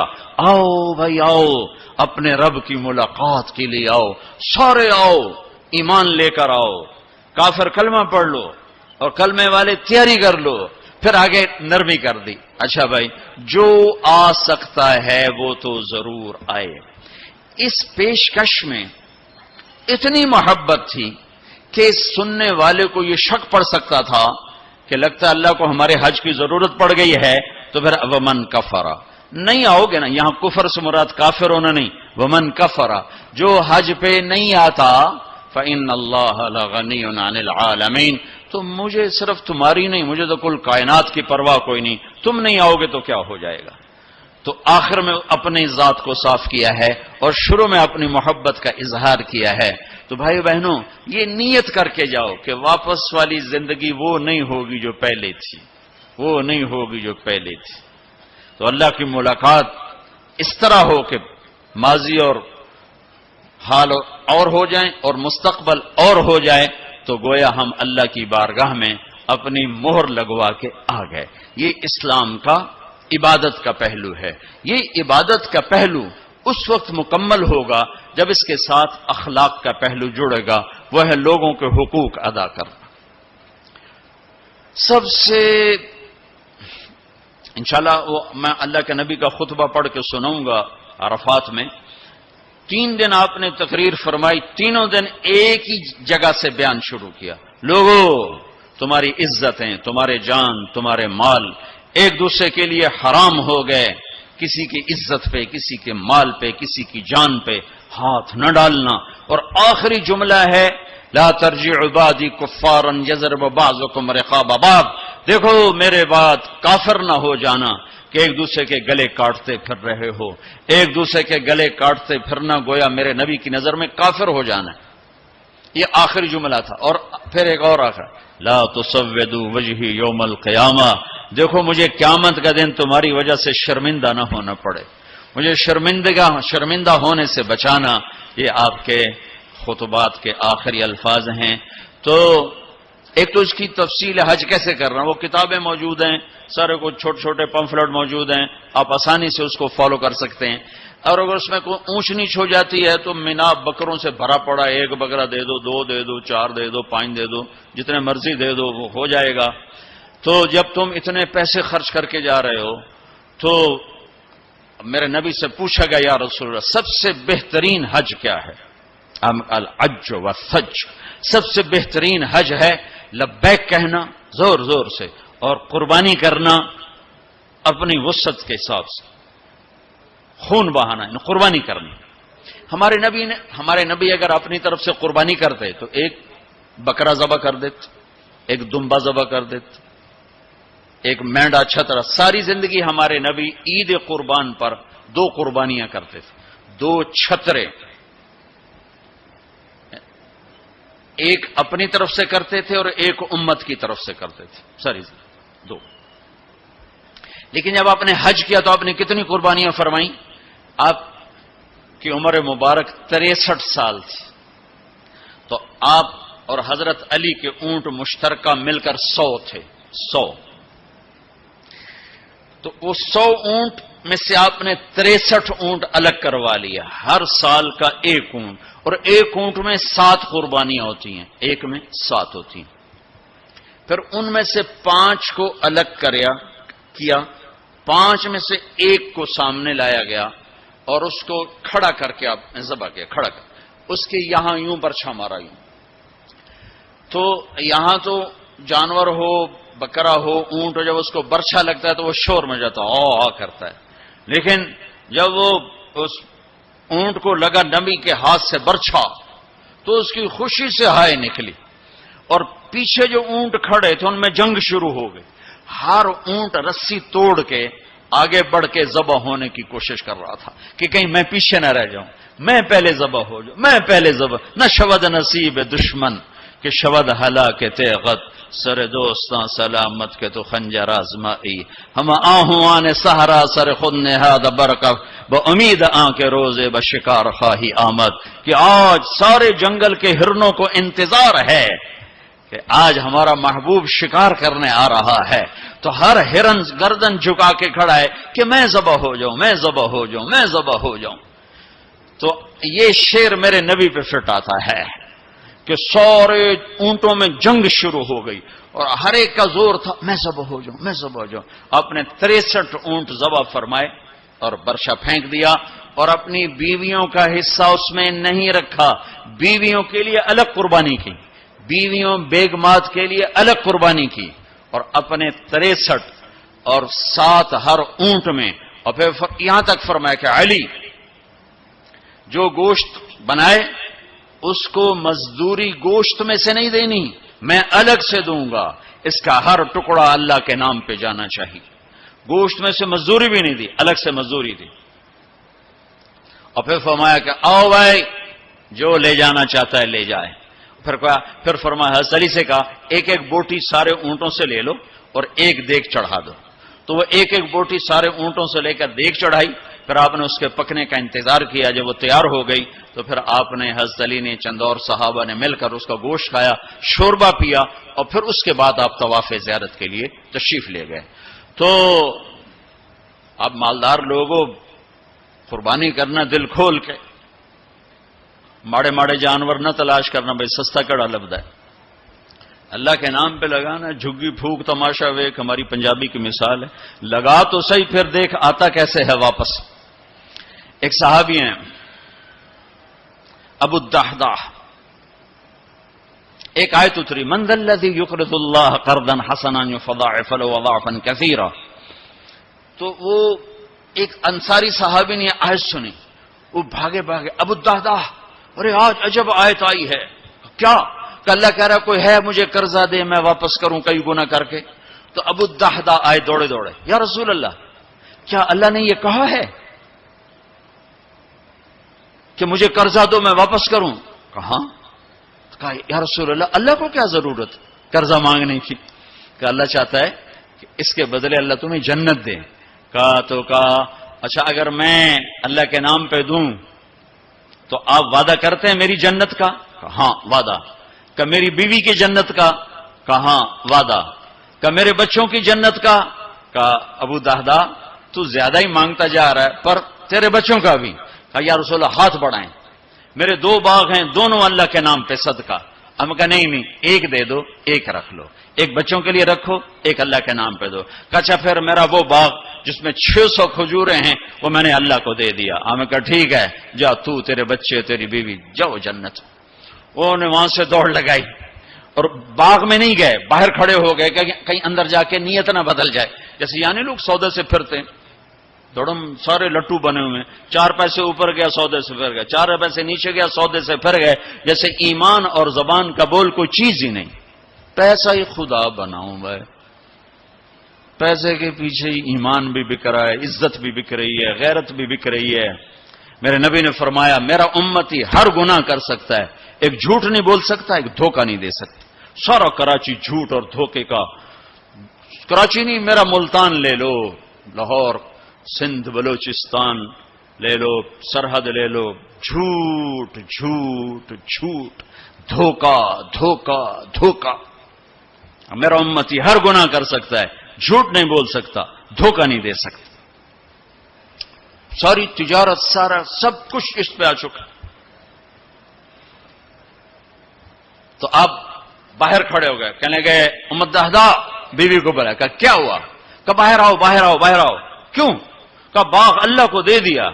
اچھا اس کے بدلے میں تیری میری بچوں کی جنت پکی ہو گئی. ان کا ربح البیع, مبارک ہو مبارک ہو, بڑا اچھا سودا کیا, بڑا اچھا سودا کیا, بڑا اچھا سودا کیا. تو بھائیو گن گن کے رکھنے کے شوق نہ کرو, لگانے کا شوق رکھو. اپنے اوپر بھی لگاؤ, اللہ روکتا نہیں. کماؤ حلال, حرام نہ ہو, جھوٹ نہ ہو, سود نہ ہو, خیانت نہ ہو, جوا نہ ہو, سٹا نہ ہو, ذخیرہ اندوزی نہ ہو. تم سارے تاجر, کراچی کے نہیں پورے پاکستان کے تاجر عبد الرحمن بن عوف کی جیب میں آ جاؤ گے. جیب میں عبد الرحمن بن عوف رضی اللہ عنہ جو 10 بڑے صحابہ میں ایک, آپ نے کہا ابو بکر جنتی, عمر جنتی, عثمان جنتی, علی جنتی, زبیر جنتی, طلحہ جنتی, سعد بن ابی وقاص جنتی, عبد الرحمن بن عوف جنتی, عبد الرحمن بن عوف, ابو عبیدہ بن جراح جنتی, سعید بن زید جنتی. یہ 10 ٹاپ 10 صحابہ ہیں, ان میں ایک عبد الرحمن ہے. جب ان کا انتقال ہوا تو 3 ارب 10 کروڑ 20 لاکھ دینار, کاغذ دے نوٹ نہیں تو کیویں بے وقوف بنا چھڈا سارے نے. کاغذ چاہ کر ٹورے ودن, کوئی سیٹ صاحب, کوئی میاں صاحب, کوئی شیخ صاحب, وہ نیرا کاغذ ہی کاغذ. ہوں کاغذ بھی واپس لے کے پلاسٹک دے چھڑیا ہے. کارڈ ہے جی کارڈ. مطلب ہم کیسے بدھو بنے, کیسے بدھو بنے. ارے دولت سونے اور چاندی کا نام ہے.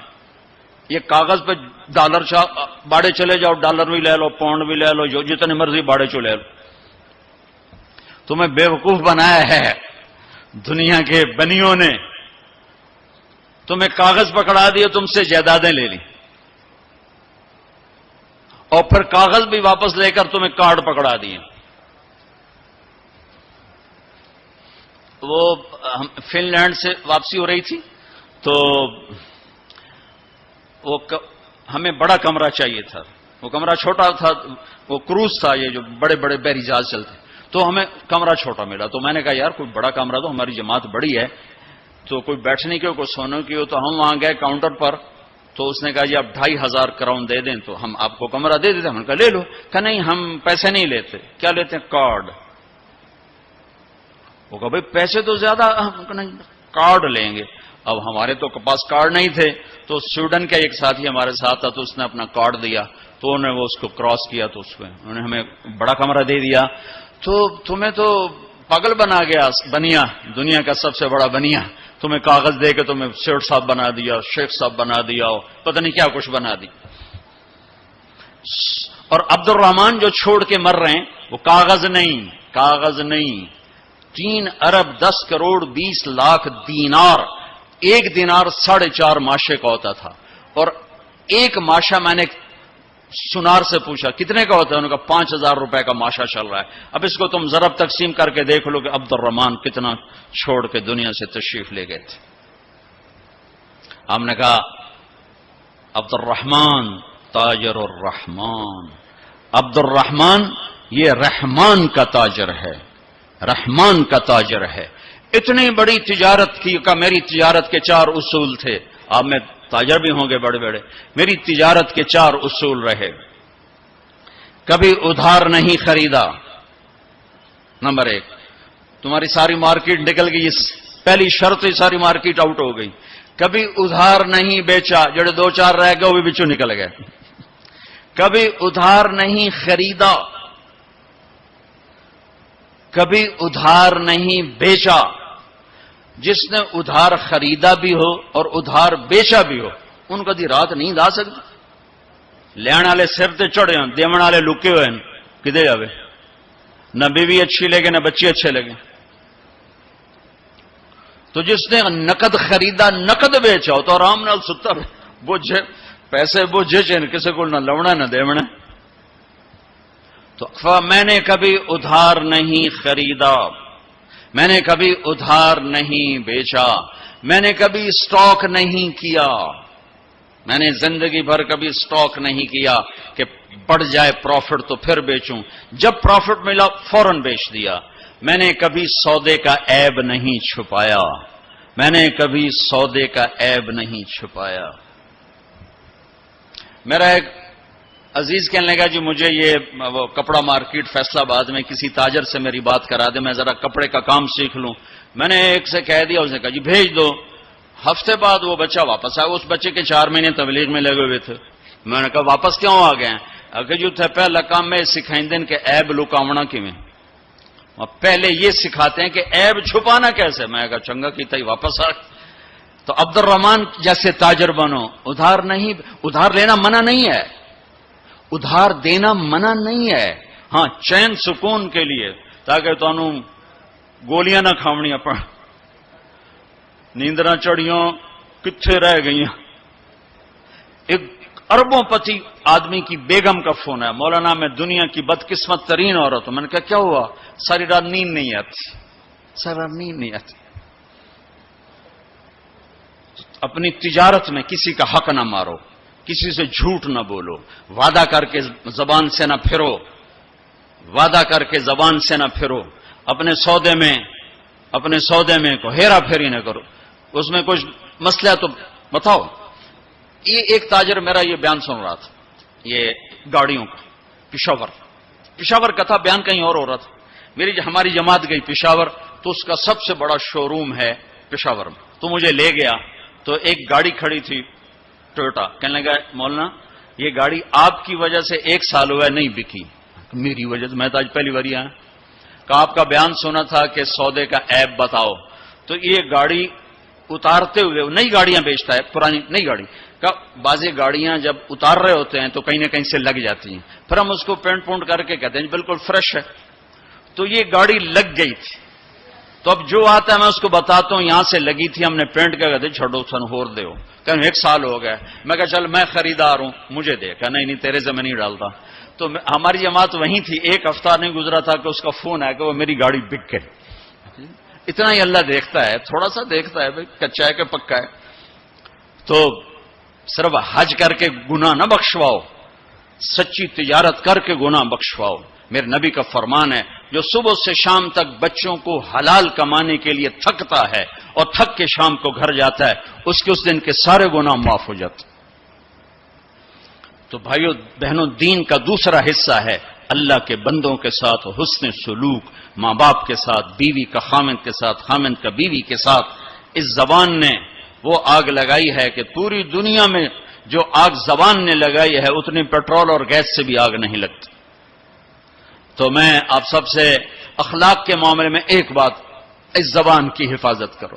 اس سے جھوٹ نکال دو, غیبت نکال دو, گالی نکال دو, دل آزاری نکال دو, دل شکنی نکال دو. جو کر جائیں سہ جاؤ, چپ کر جاؤ, پی جاؤ.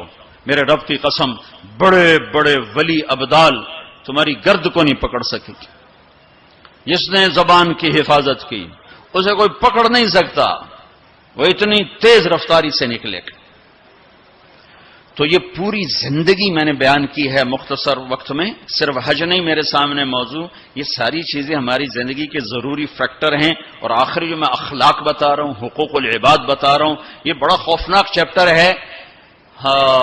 اللہ سے معاملہ کچھ گنجائش ہے چونکہ اللہ سخی ہے, لیکن لوگوں سے معاملہ پڑا تو کم بڑا ہو جائے گا. اس لیے اللہ تعالیٰ فرمائے گا یہ معاف کرے تو میں کر دیتا ہوں, یہ نہ کرے تو میں نہیں کرتا. تو پھر کیا کریں؟ آپ نے فرمایا میری امت کا سب سے غریب آدمی کون ہے؟ کہا جی جس کے پاس پیسے نہ ہو. کا نہیں, میری امت کا غریب وہ ہے جو قیامت کے دن بڑے بڑے عمل لے کر آئے گا, حج, نماز, روزہ, زکوٰۃ, جہاد, تبلیغ, ذکر, تلاوت, پتہ نہیں کیا کچھ, لیکن حقوق العباد برباد کیے ہوں گے. کسی کو گالی دی, کسی کو تھپڑ مارا, کسی کی زمین دبائی, کسی کا گھر دبایا, کسی کے خلاف جھوٹا کیس کیا, جھوٹی گواہی دی, نوکر کو مارا, نوکرانی کو مارا. وہ سارے آ جائیں گے, یا اللہ ہمارا حق, کہ اتنی نمازیں دے دو, اتنے روزے دے دو, اتنے عمرے دے دو, اتنے حج دے دو, اتنا ذکر دے دو, اتنی تلاوت دے دو. وہ مائنس ہوتے ہوتے ہوتے ہوتے ہوتے وہ زیرو ہو جائے گا. ابھی حقدار باقی ہوں گے.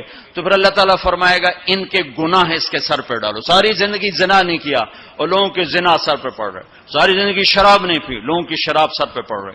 ساری زندگی جوا نہیں کھیلا, لوگوں کے جوئے سر پہ پڑ رہے. اور آپ نے فرمایا کہ ساری زندگی کی عبادتیں کھو کر اور لوگوں کے گناہ سر پہ لے کر یہ جہنم میں جا کے گرے گا. یہ میری امت کا غریب ہے.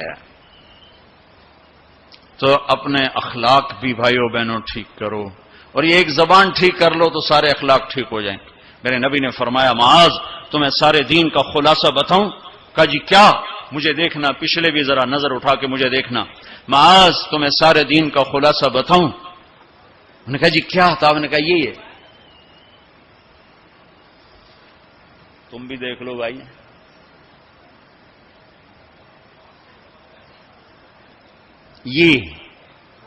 یہ قابو میں ہے, سارا دین میرے ہاتھ میں ہے. یہ قابو میں نہیں ہے تو ہر شے ہاتھ سے جا رہی ہے, جا رہی ہے, جا رہی ہے, جا رہی ہے. لہذا سہنا سیکھو, سہنا سیکھو. گھر ٹوٹ رہے ہیں, طلاقوں کی ریشو بڑھ رہی ہے کہ سہنا نہیں سکھایا ماں باپ نے. سہ جانا. ہیرا کوئلہ ہی تو ہوتا ہے, وہ ہیرا کیسے بن جاتا ہے؟ وہ سہتے سہتے سہتے سہتے جب حد کر دیتا ہے تو اللہ اسے ہیرا بنا کے ماتھے کا زیور بنا دیتا. تو سہنا سیکھو, برداشت کرنا سیکھو. اپنے بچوں کو سکھاؤ, خاص طور پر بیٹیوں کو سکھاؤ کہ ہمارا سسرال 100% ظالم معاشرہ ہے. میں بڑے درد سے یہ بات کہہ رہا ہوں کہ چاہے وہ دیندار لوگ ہیں چاہے دنیا دار لوگ ہیں, سسرال کا ظلم ایک عجب داستان. لوگ بھتہ خوری کو, ہاں بھتہ خوری ظلم ہے اور ڈاکہ ظلم ہے, قتل ظلم ہے, یہ جو ظاہری ظلم نظر آتے ہیں. ایک ظلم وہ ہے جو میں سنتا ہوں, جب کوئی آدمی دین میں شہرت کر لیتا تو پھر لوگوں اپنے مسائل, حضرت یہ ہو گیا کوئی بتا دیں, حضرت یہ ہو گیا کوئی بتا دیں. تو بچیوں کے آنسو اور ان کی ہچکیاں سن سن میرا تو کلیجہ ہی جل کے رہ گیا. کہ جو سسرال میں ظلم ہو رہا ہے اسے کہاں سے تولو گے؟ ایک عورت جب ماں ہوتی ہے تو ایک سراپا رحمت ہوتی ہے، وہی عورت جب ساس بنتی ہے تو سر سے لے کر پاؤں تک وہ ایک آگ بن جاتی ہے، پتہ نہیں کیوں۔ تو اپنی بچیوں کو صبر سکھاؤ، یہ بھی سکھاؤ کہ بیٹی بس زبان بند رکھنا، سہ جانا، آہ نہ کر لبوں کو سی، عشق ہے دل لگی نہیں، سینے پہ تیر کھائے جا، آگے قدم بڑھائے جا۔ آگے بڑھنے کا راستہ ہے، زبان سی لو، لب سی لو، زبان تالو سے لگا لو اور لوگوں کے سہتے جاؤ۔ میرے رب کی عزت کی قسم، عزتیں تمہارے غلام بن کر آئیں گی، اللہ کی رضا کا تاج تمہارے سر پہ سجایا جائے گا، عزت کے سہرے اللہ کا نبی تمہارے گلے میں ڈالے، تمہارے ماتھے کو روشن کیا جائے گا۔ سہنا سیکھو، سہنا سیکھو۔ بھائی بھائی سے ٹوٹا، میاں بیوی میں لڑائی، خامند بیوی کی برداشت نہیں کرتا، بیوی خامند کی برداشت نہیں کرتا، ماں باپ اولاد کی نہیں برداشت کرتے، اولاد ماں باپ کی نہیں برداشت کرتے۔ سہنا سیکھو۔ ہمارا سارا معاشرہ ایک میرے نبی کی سنت پہ عمل کر لے، برداشت کرنا، تو زندگی خوشحال ہو جائے گی، روشن ہو جائے گی۔ تو اللہ تعالیٰ آپ کا حج کا سفر قبول فرمائے۔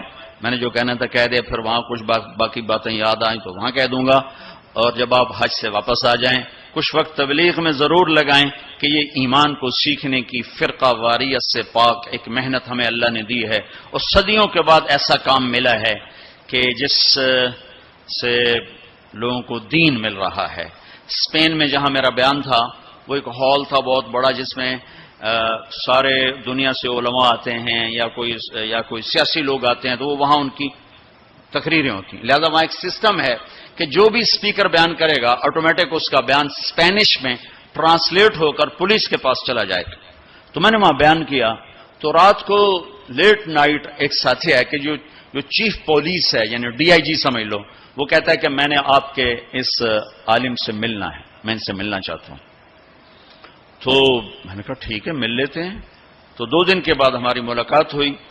وہ کہنے لگا کہ جو باتیں آپ نے کی ہیں ہم نے کبھی زندگی میں سنی نہیں، ہمارے پاس تو ہر چیز آتی ہے،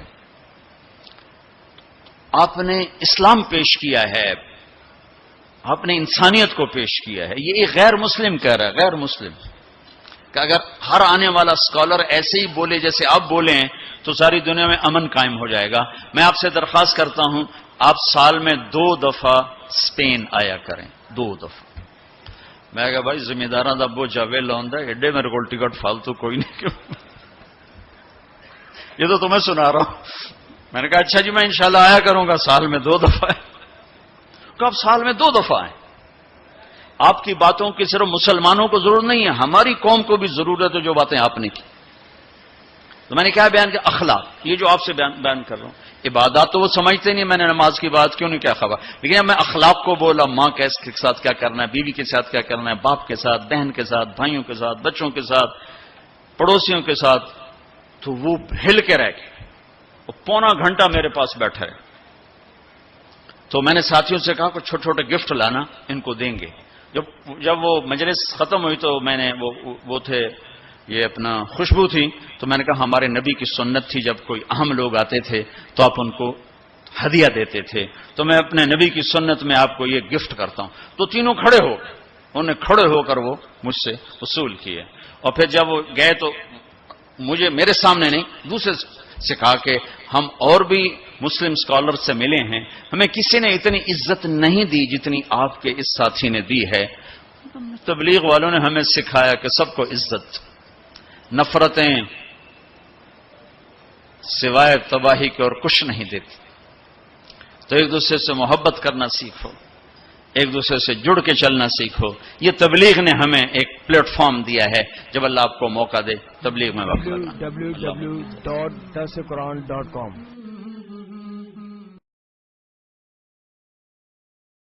مولاي صل وسلم دائما ابدا على حبيبك خير خلق كلهم